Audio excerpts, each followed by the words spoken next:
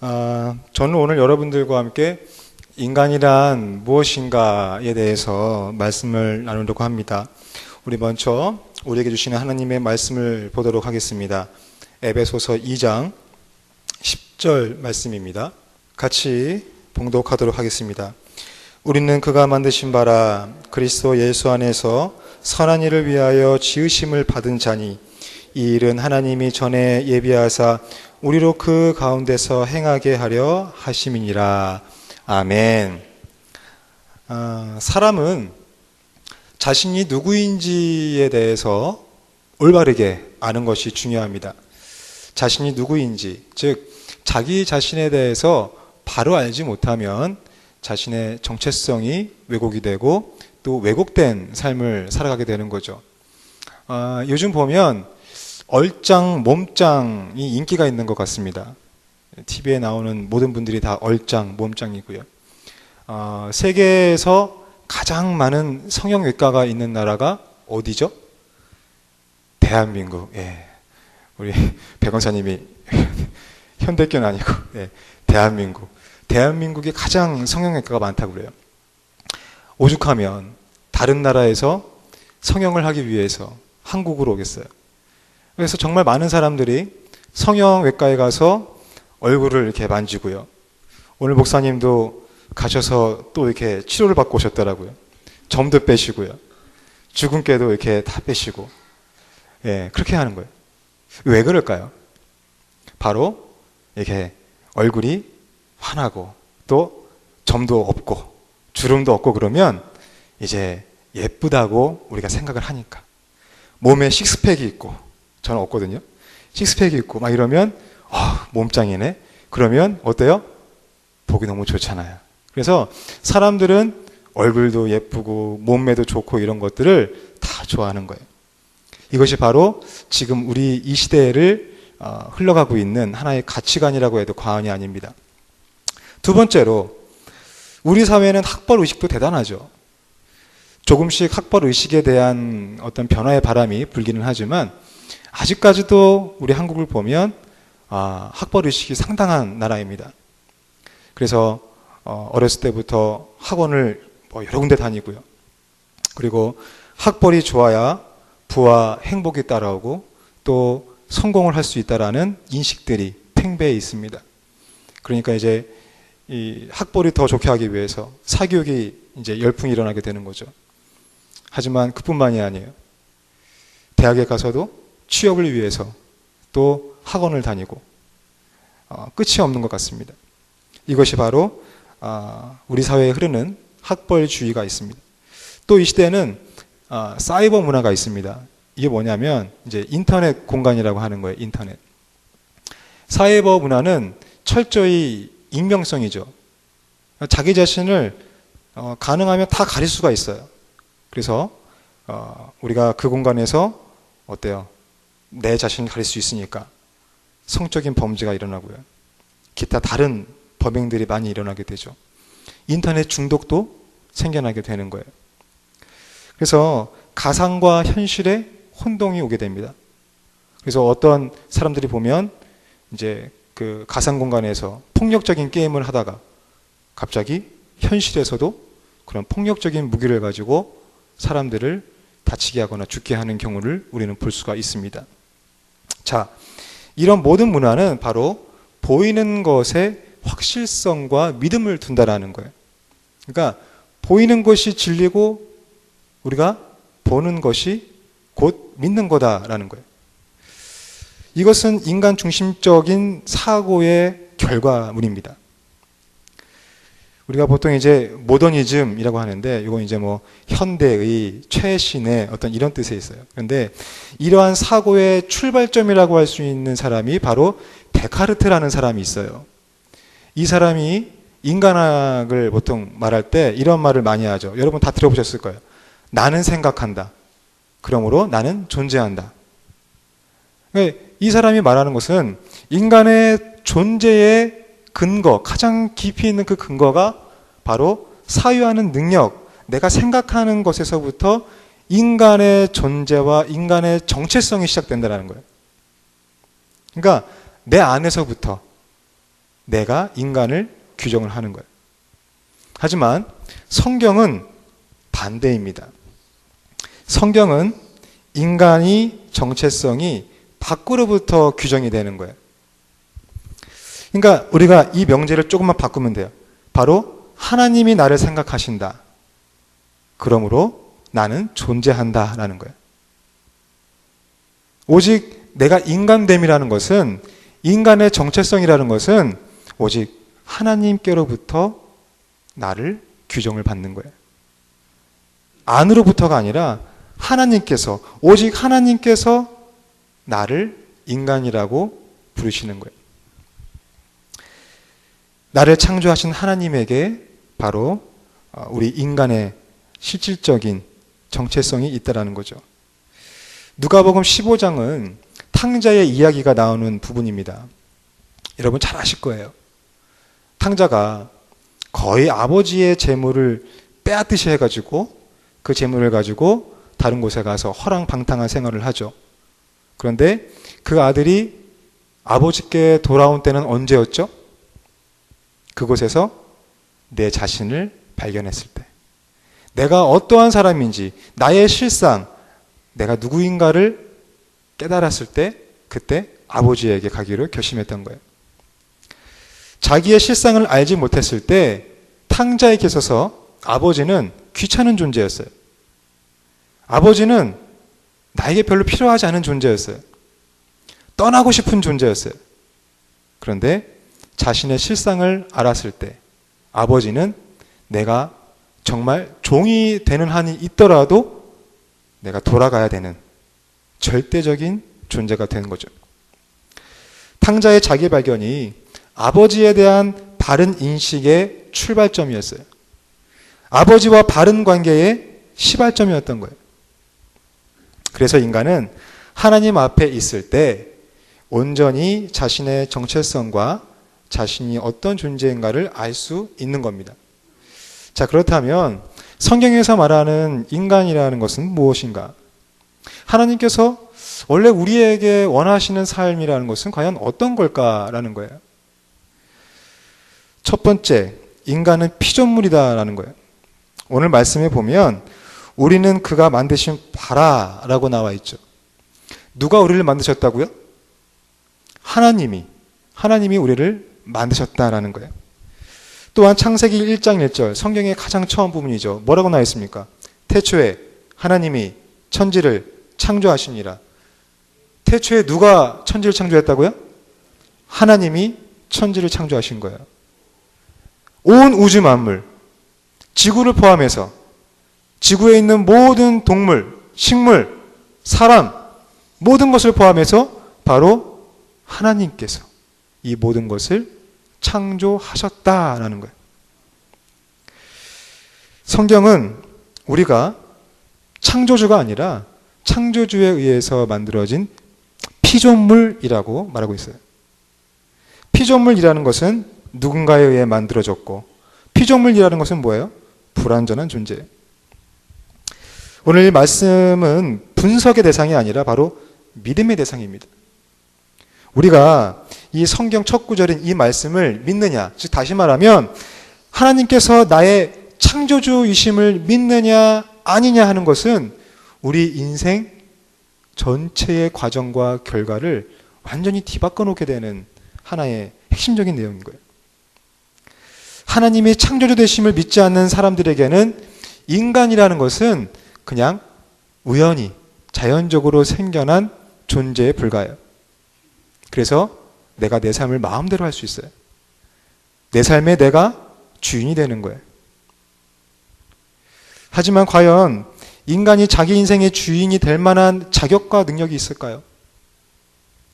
요즘 현대의학이 많이 발전했어요. 뉴스를 보니까 제4세대 로봇 사이버 나이프인가요? 이런 이름이 있어요.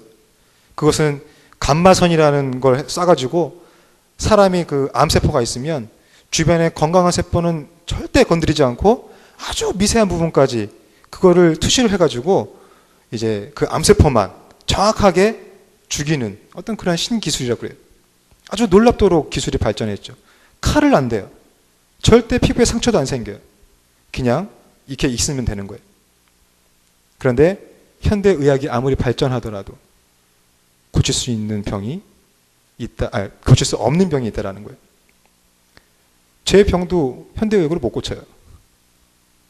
아직까지도요, 현대의학이 그렇게 발전했는데도 사람이요, 불치병이 있고 난치병이 있는 거예요. 인간에게 한계가 있죠. 아무리 기술이 발전해도요, 지금 지구 위로는 뭐 수천 개, 수만 개의 인공위성이 띄워져 있어요. 하지만 우리가 그렇다고 하더라도 우주를 다 알 수 있어요? 없는 거예요. 인간은요, 스스로 자기 인생의 주인이 되기에 너무나 연약하고 부족한 존재입니다.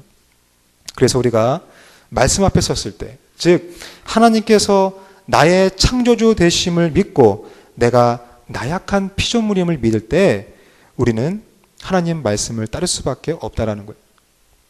그래서 성경을 피조물에 대한 바로 창조주의 사용 설명서라고 하잖아요. 이 세상의 모든 제품에는 그 제품을 만든 사람이 있어요. 그리고 그 제품에는 사용 설명서가 있죠. 그 제품을 만든 사람이 가장 그 제품을 잘 알아요.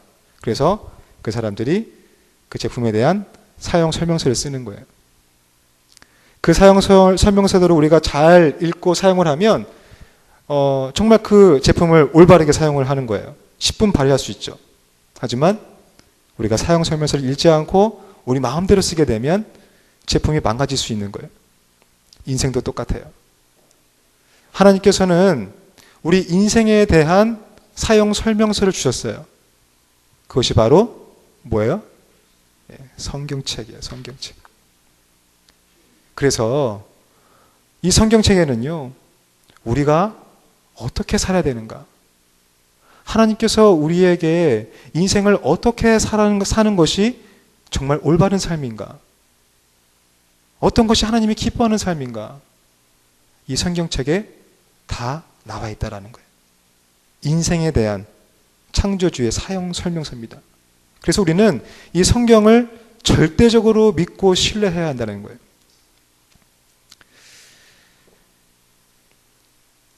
우리가 이 사용 설명서를 제대로 믿고 신뢰할 때 바로 하나님과 올바른 관계를 갖게 되고 올바른 인생을 살 수가 있는 겁니다. 두 번째로, 인간은 하나님의 형상대로 또 흙으로 만들어진 존재라는 거예요. 창세기 1장 27절과 28절에 보면 하나님이 자기 형상 곧 하나님의 형상대로 사람을 창조하시되 남자와 여자를 창조하시고 하나님의 그들에게 복을 주시며 하나님이 그들에게 이르시되 생육하고 번성하여 땅에 충만하라. 땅을 정복하라. 바다의 물고기와 하늘의 새와 땅에 움직이는 모든 생물을 다스리라 하시니라.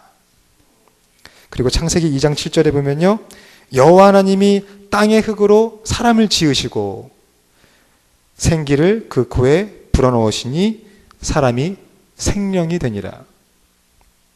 성경은요, 하나님께서 사람을 자기 형상대로 지으셨고 흙으로 사람을 창조했다라고 말하고 있습니다. 자, 그렇다면 하나님의 형상대로 창조되었다라는 것은 과연 무슨 의미일까요? 과연 우리가 이렇게 지금 눈, 코, 입, 팔다리 다 있는데 하나님도 그런 존재인가요? 아니죠. 하나님의 형상대로 창조되었다는 것은 하나님의 자기 속성, 자기 성품을 일정 부분 우리 인간에게 부여하셨다는 거예요.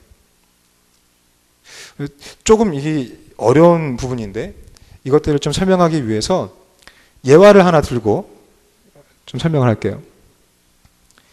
제가 지갑이 있어요. 지갑이 있고 이 안에 돈이 있어요.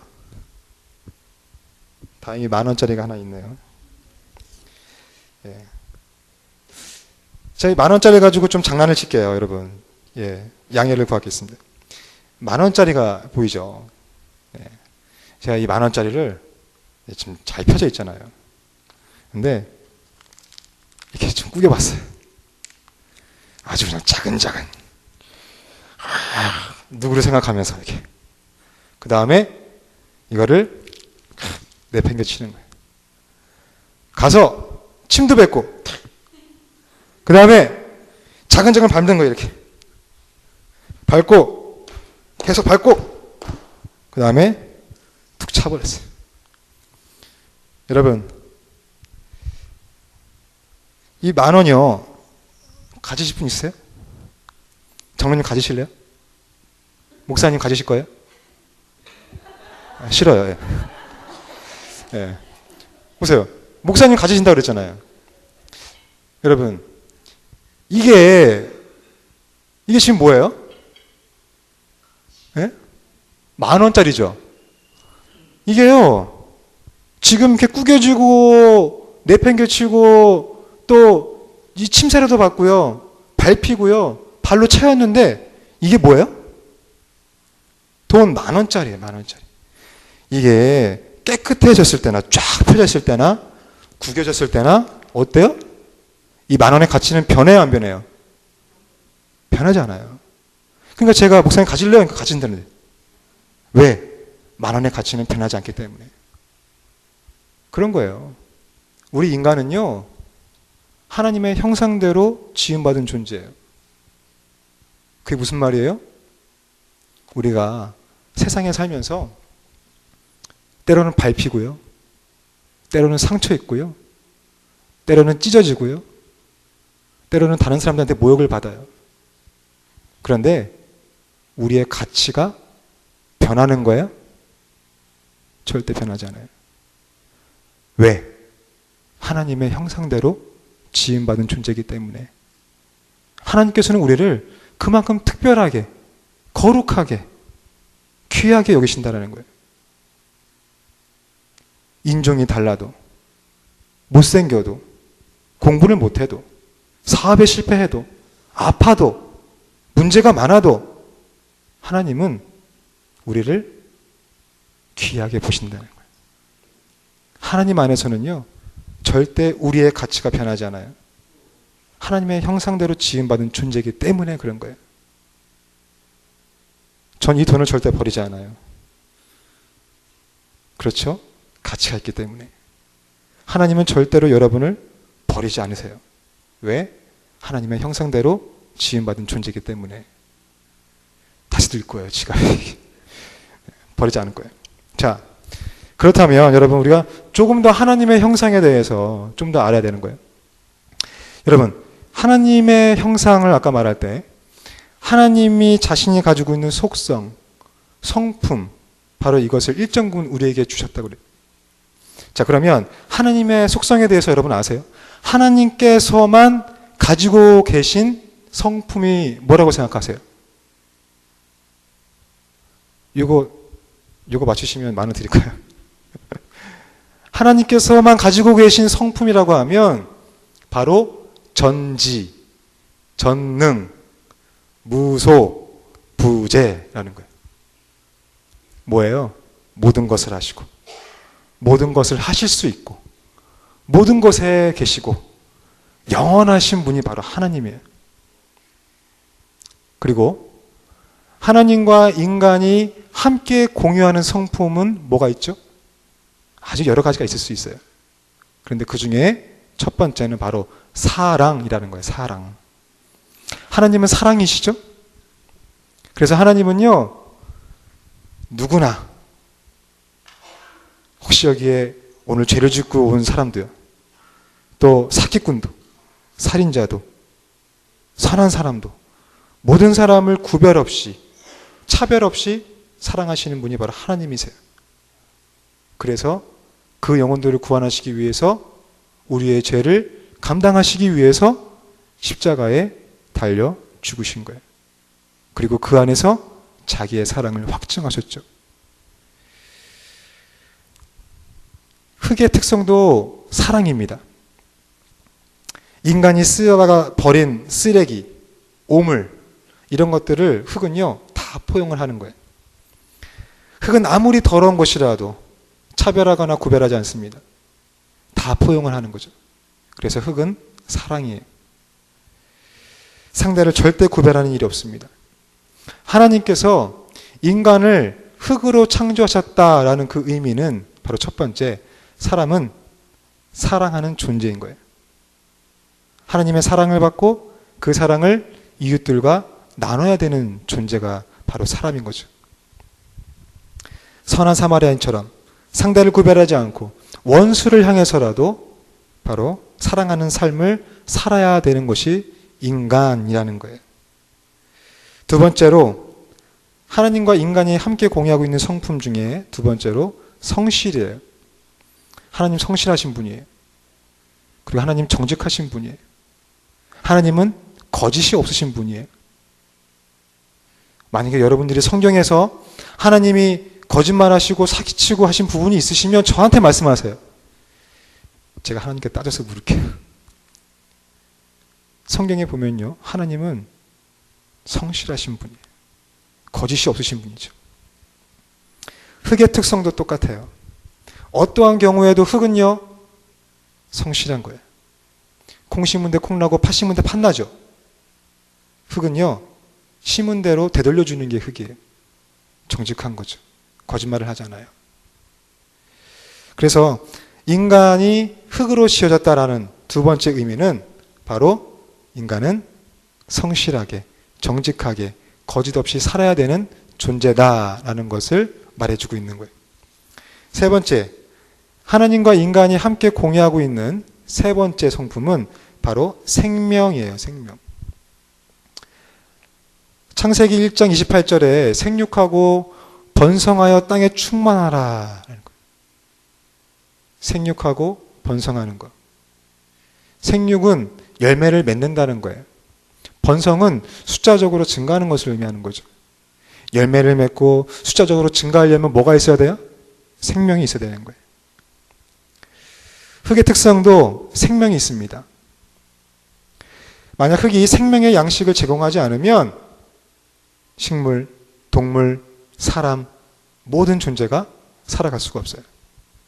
우리가 딛고 사는 이것도 흙으로 지어진 것이죠. 바다 밑에도 흙이 있습니다. 바다 밑에 있는 그 흙의 영양분을 바다 생물들이 먹고 살아요.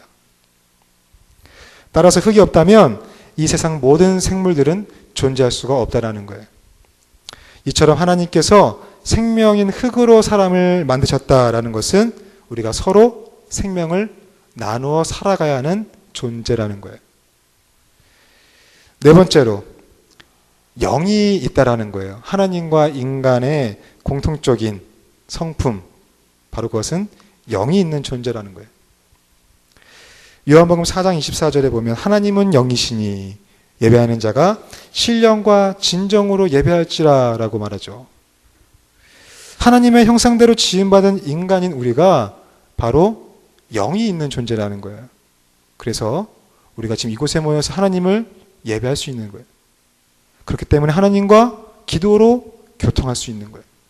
왜? 영적인 존재이기 때문에. 자, 그런데 흙에는요, 사랑도 있고 생명도 있었어요. 성실함도 있었어요. 그런데 영은 없어요. 그래서 창세기 2장 19절에 의하면 짐승도 사람처럼 흙으로 지어졌거든요. 동물도 서로 사랑을 해요. 그리고 동물도 생명이 있어요. 동물은 거짓말하지 않아요. 정직해요. 이렇게 보면 사람과 동물은 같은 존재입니다. 그렇다면 무엇이 동물과 사람을 구별하게 할까요? 그것은 바로 영이에요. 영. 하나님께서 흙으로 지으신 인간에게 특별히 그 코에 넣으신 게 뭐라고요? 네, 생기, 루아흐. 하나님께서 그분이 가지고 있는 영, 생기를 하고 인간의 코에 불어넣으신 거예요. 그러니까 사람이 어떻게 됐어요? 생명이 된 거예요.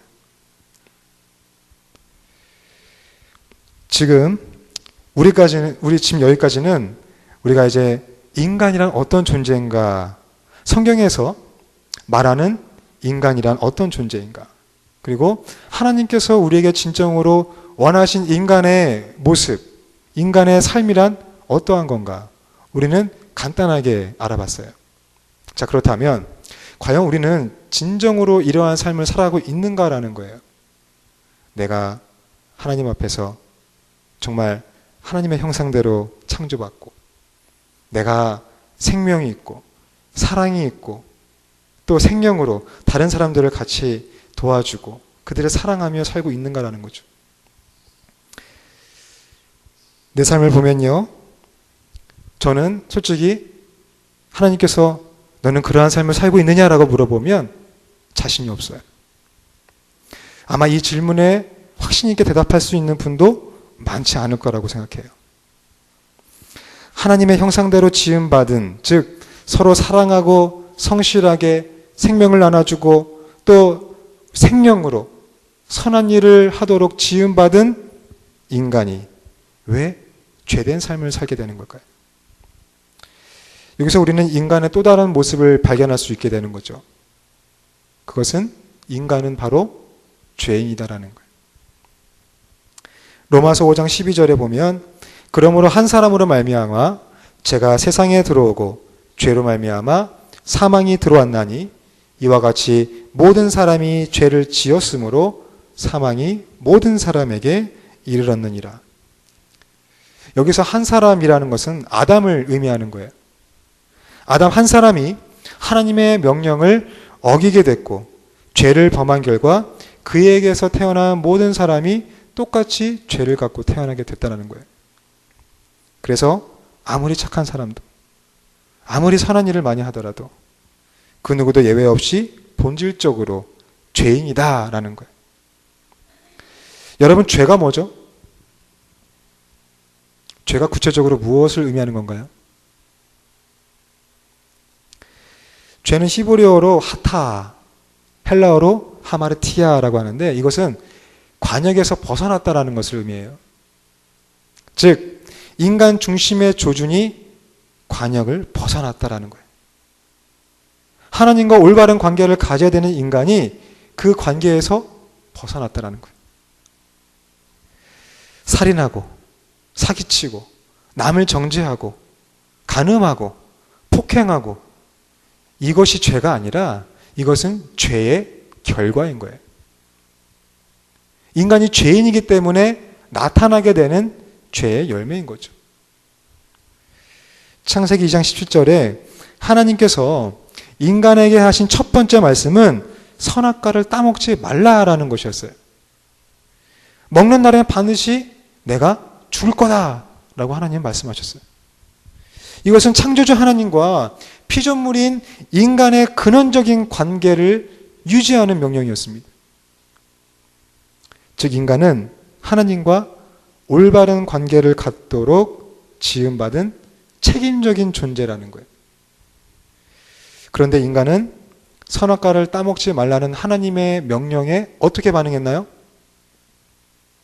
하나님의 명령을 거역하고 불순종했어요. 선악과를 따먹게 된 거예요. 창세기 3장 1절에서 6절은 아담이 죄인으로 전락하게 된 과정을 잘 묘사하고 있습니다. 제가 봉독할게요. 그런데 뱀은 여호와 하나님이 지으신 들짐승 중에 가장 간교하니라. 뱀이 여자에게 물어 이르되 하나님이 참으로 너희에게 동산 모든 나무의 열매를 먹지 말라 하시더냐. 여자가 뱀에게 말하되 동산 나무의 열매를 우리가 먹을 수는 있으나 동산 중앙에 있는 나무의 열매는 하나님의 말씀에 너희는 먹지도 말고 만지지도 말라. 너희가 죽을까 하노라 하셨느니라. 뱀이 여자에게 이르되 너희가 결코 죽지 아니하리라. 너희가 그것을 먹는 날에는 너희 눈이 밝아져서 하나님과 같이 되어 선악을 알 줄 하나님이 아심이니라. 여자가 그 나무를 본즉 먹음직도 하고 보암직도 하고 또 지혜롭게 할 만큼 탐스럽기도 한 나무인지라. 여자가 그 열매를 따먹고 자기와 함께 있는 남편에게도 주매 그도 먹은지라. 하나님에 대한 인간의 최초의 불신은 무엇에 대한 불신이었나요? 바로 하나님 말씀에 대한 불신이었어요.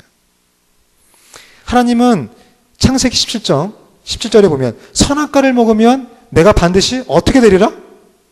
죽게 되리라 라고 분명히 선포하셨어요. 그런데 아담과 하와는요, 그 하나님의 말씀보다 뱀의 속삭이는 그 거짓말을 더 믿고 신뢰했다라는 거예요. 보기에 먹음직하고 보암직도 하고 탐스러운 선악과를 먹었다는 거예요. 아담과 하와가 그날 처음 그 선악과를 보았을까요?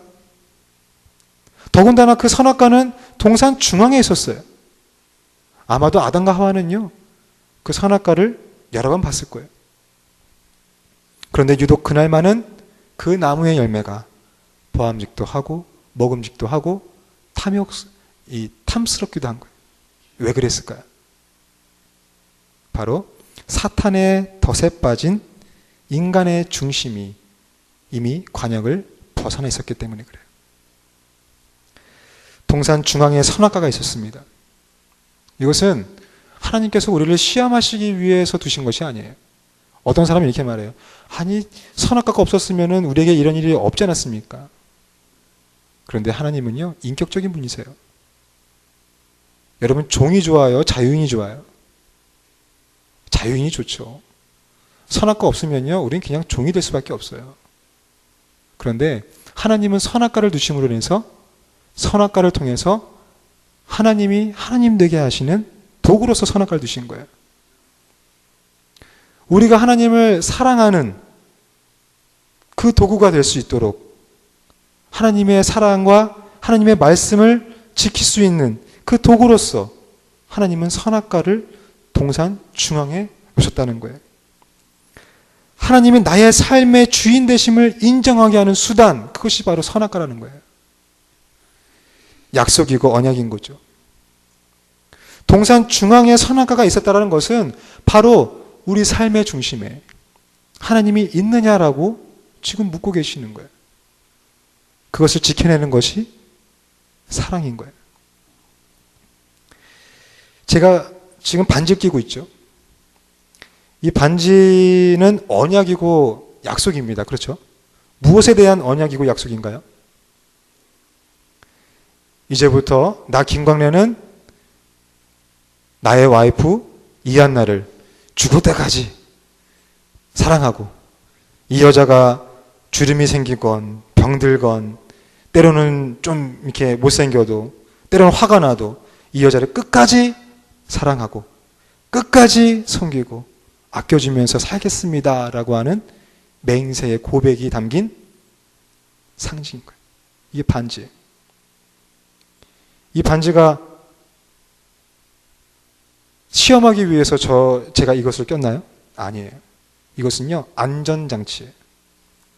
다른 누가 나를 유혹해도 이 반지를 보면서, 아, 그래.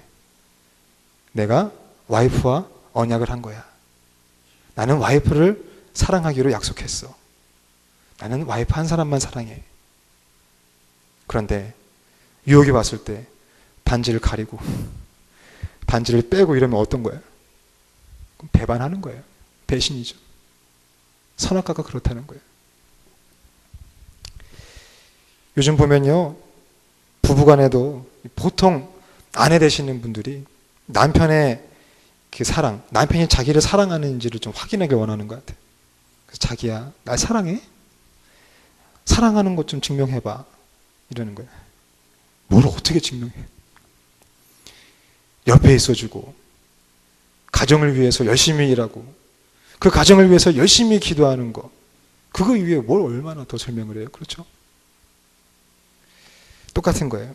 사탄은요, 하나님의 사랑을 의심하게 만들어요.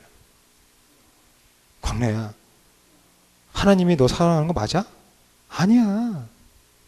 사랑하지 않아. 너 증명해봐. 하나님이 널 사랑하시는 거 증명해봐.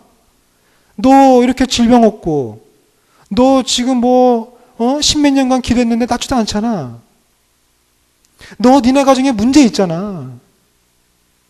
니네 가정 가난하잖아. 상처 있잖아. 무너진 가정이잖아. 그런데 하나님이 너를 사랑하신다고? 아니야.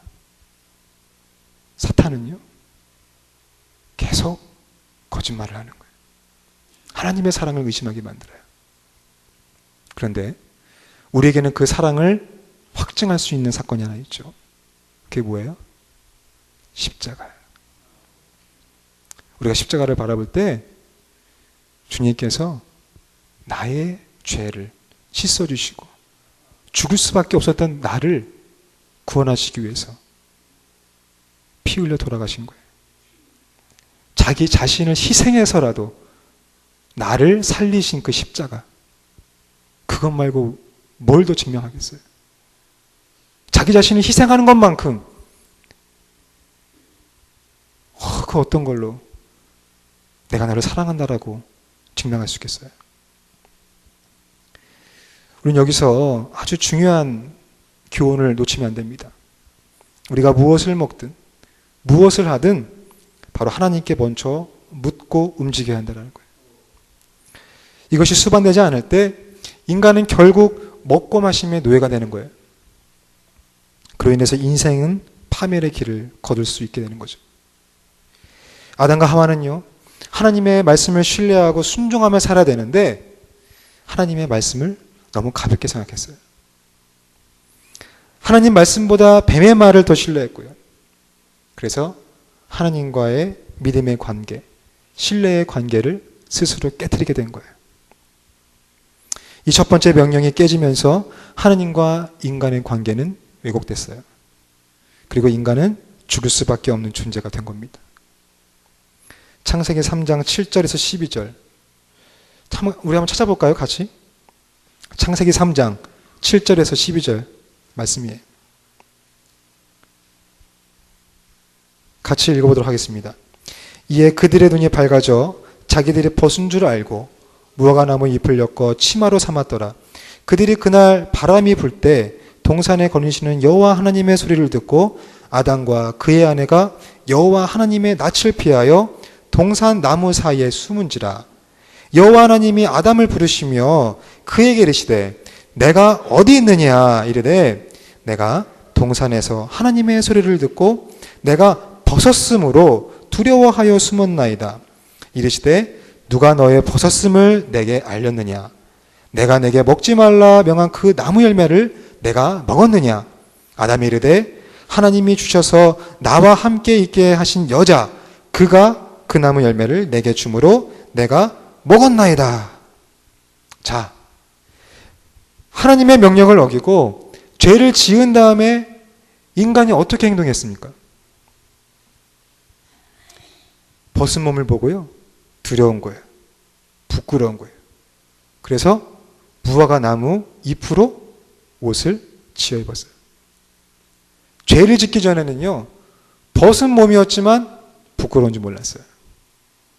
죄를 짓기 전에는요, 하나님을 피하지 않았어요. 죄를 짓고 나니까 하나님을 피해서 나무 사이에 숨었다고 나오죠. 그리고 타락한 아담을 향해서 하나님이 찾으시는 거예요. 아담아, 내가 지금 어디 있느냐? 내가 지금 어디 있느냐? 하나님이 아담이 어딘지 몰라서 아담아, 네가 어디 있느냐라고 찾으셨겠어요? 이것은요, 아담아, 너 지금 나와 올바른 관계에 있니? 너 정말 나를 사랑하는 건 맞니? 내가 너의 삶의 주인이 맞니? 내가 정말 너의 하나님이 맞니? 라고 물어보는 거예요. 이거는요, 지금 저와 여러분에게도 하나님이 묻고 계시는 거예요. 광래야, 내가 지금 어디 있느냐? 광래야, 너 지금 나와 올바른 관계 맺고 있니?